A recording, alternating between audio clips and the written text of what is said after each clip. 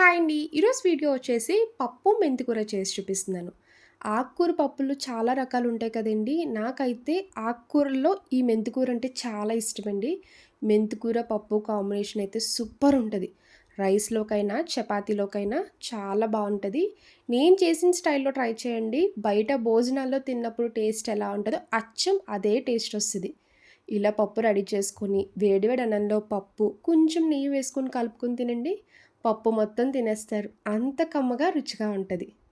మెంతికూర కూడా హెల్త్‌కి చాలా మంచిదండి. స్కిన్‌కి, హెయిర్‌కి కూడా చాలా మంచిది.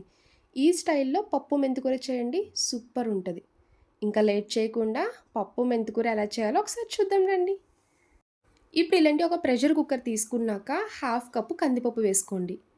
అదే కప్‌తో పావు కప్పు పెసరపప్పు వేసుకోవాలి. కందిపప్పు, పెసరపప్పు మిక్స్ చేయడం వల్ల పప్పు మెంతికూర టేస్ట్ అనేది చాలా బావుంటదండి. ఈ 2 వేసుకొని 2, 3 సార్లు శుభ్రంగా వాష్ చేసుకోవాలి. ఇలా వాష్ చేసుకున్న పప్పులో 3 కప్పుల వరకు వాటర్ వేసుకోండి.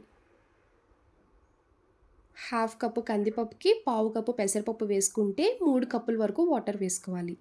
ఇలా వాటర్ వేసి ఒక 10 నిమిషాలు పక్కన పెట్టండి. కందిపప్పు, పెసరపప్పు నానితే తొందరగా పప్పు రెడీ అయిపోద్ది. చూడండి పప్పు అయితే చక్కగా నానింది కదా! ఇలా పప్పు నానపెట్టుకున్నాక ఇప్పుడు ఇందులో కట్ చేసుకున్న ఉల్లిపాయలు వేసుకోండి. ఒకటి పెద్ద సైజు ఉల్లిపాయ తీసుకొని ఇలా పొడవుగా సన్నగా కట్ చేసుకోవాలి.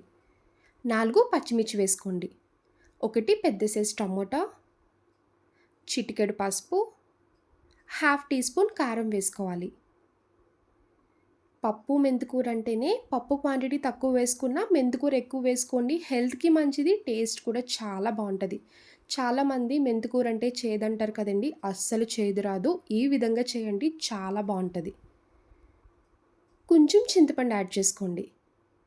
ఒక టీ స్పూన్ నూనె వేసుకొని ఒకసారి కలుపుకోవాలి.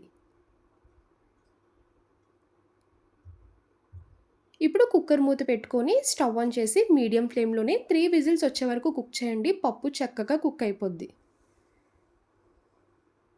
3 విజిల్స్ వచ్చేసాక కుక్కర్ కొంచెం చల్లగా అయ్యి అప్పుడు మూత తీసుకోవాలి. ఇప్పుడు ఉప్పు వేసుకోండి.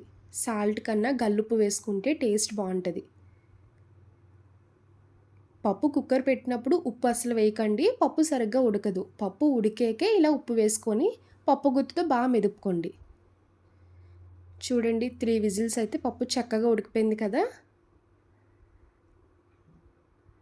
ఇలా పప్పు గుత్తితో మొత్తం కలిసేలా మెదుపుకోవాలి. పప్పు కన్సిస్టెన్సీ ఎప్పుడైనా మరీ పల్చగా ఉండకూడదు, గట్టిగా ఉండకూడదు.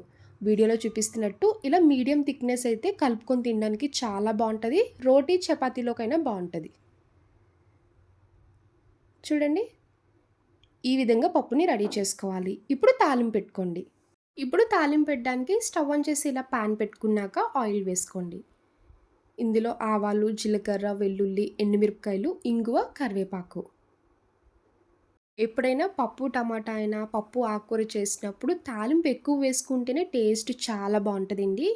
ఇలా తాలింపు వేసుకున్నాక లైట్‌గా చిటపటలాడే వరకు ఫ్రై చేయాలి. ఇలా ఫ్రై చేసుకున్న తాలింపు మొత్తం పైన ఇలా పప్పు మీద వేసుకోండి. చూడండి పప్పు, మెంతికూర చూడ్డానికి కూడా కలర్‌ఫుల్‌గా కనిపిస్తుంది కదా! చూస్తుంటేనే నోట్లో నీళ్ళు ఊరిపోతున్నాయి. ఎప్పుడైనా పప్పు వద్దు అన్న వాళ్ళకైతే మాత్రం ఇలా పప్పు, మెంతికూర చేసి పెట్టండి. చాలా అంటే చాలా ఇష్టంగా తింటారు. ఇలా తాలింపు ఎక్కువ వేసుకొని చేయండి. రుచయితే అద్భుతంగా ఉంటది. తాలింపు వేసుకున్నాక పప్పు అంతకి కలిసేలాగా కలపండి. ఈ పప్పు మెంతికూరలోకి మీరైతే కాంబినేషన్‌గా అప్పడాలైనా, వడియాలైనా లేదంటే ఏ ఫ్రై రెసిపీ అయినా తీసుకోవచ్చు. నేనైతే కొబ్బరి పచ్చడి చేసుకున్నానండి. ఇలా వేడి వేడి అన్నం ప్లేట్‌లో పెట్టుకొని కొబ్బరి పచ్చడి, పప్పు, మెంతికూర, 2 స్పూన్లు నెయ్యి వేసుకోండి. మొత్తం కలుపుకొని తినండి. చాలా అంటే చాలా బావుంటది. కడుపు నిండా హాయిగా తినొచ్చండి.